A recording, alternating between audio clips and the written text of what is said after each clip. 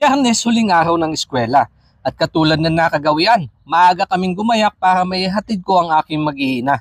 At on the way, nabanggit sa akin ng aking panganay. Napapagod daw yung utak niya.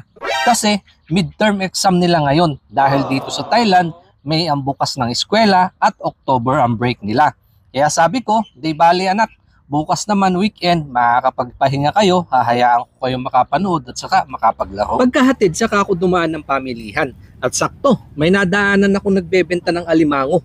Minsan lang makatsamba kaya hindi ko na pinalampas. At saka ayos na din to para maibsan ang kanilang pagod, ipaghahanda ko ng masarap na panghapunan.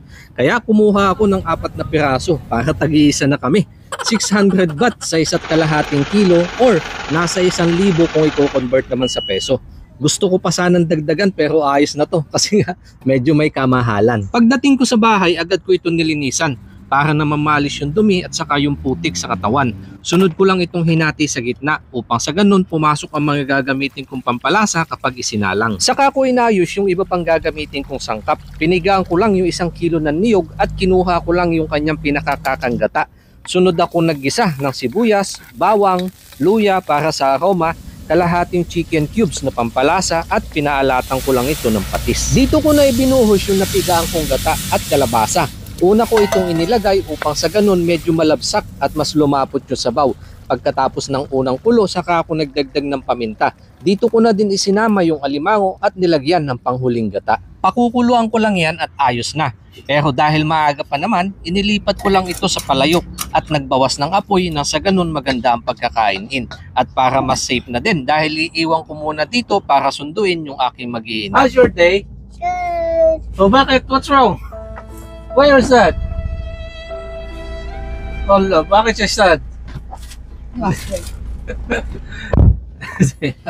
Hindi naman ganyan yung pagpapasok dito sa sakyan. Bakit siya tahimik ngayon? Because I get mad at her. Allah. Because Avery's keep on pressing Nanay's watch. A few moments later. Ito na po yung naihanda kong ulam. Ito na yung mga girls ko. Kaso parang uulan kung makikita nyo po, ang dilim ng kalangitan, no? Sana matapos kaming makapaghapunan bago pumatak yung ulan. Alin na kayo? Titingnan nga natin yung reaction ng mga anak ko kung ano magiging kwan nila dito sa niluto kong ulam.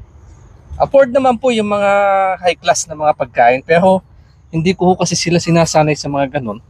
Kung ano yung mga nakikita yung minumukbang ko, yun na din yung mga pagkain namin, ulam namin. 1, 2, 3. Ayan yung ulam natin. Here's our ulam for today. Kakain na tayo. Open! Ginataang alimango with kalabasa. How do you know this is my favorite? Kain na tayo. So, ipepesto ko lang po itong camera mga kanay para sabay-sabay na kayo makakain. Ay, pray muna pala tayo. Close your eyes muna bago maghugas ng kamay. Lord, we thank you for this food. Bless this as we partake it. In Jesus' name we pray. Amen. Kain po tayo mga kanayon. This is for ate. Pagbubukas ko muna sila ng pang-ulam. Mamaya na ako. Para makakain sila ng madami bago bubuksan yung ulam. This is for Ading. Kain na. Super sarap. How was your day, Avery? Good. Akin lang po yung mga tira-tira nila. You have homework? Here. Yung kalabasa, lagay mo sa kanin. Oo nga, ang sarap ng kalabasa. Yan o. Ako ay just eating the kalabasa. Sarap. Favorite naman niya. My favorite food.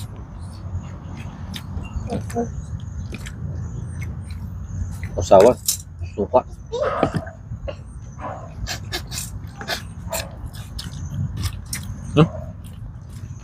Ang gusto ng kanin. Kain ka. Yan. Yan mo na. Sabi. Eat. Ganito pag makain. Ito, isa paano naman makakain si tatay niyan? Malaglag ka. Dali na, alas na. Do you have watermelon? Wala. A few moments later. It's a prank lang pala. Nagmadali na silang pumasok kasi kala nga namin naabutan ho kami ng ulan. Pero yan, biglang lumiwanag na naman. Di bale, nakatapos naman na po kaming kumain. Eto. At lilinisan ko na lang naman tong aming mga pinagkainan.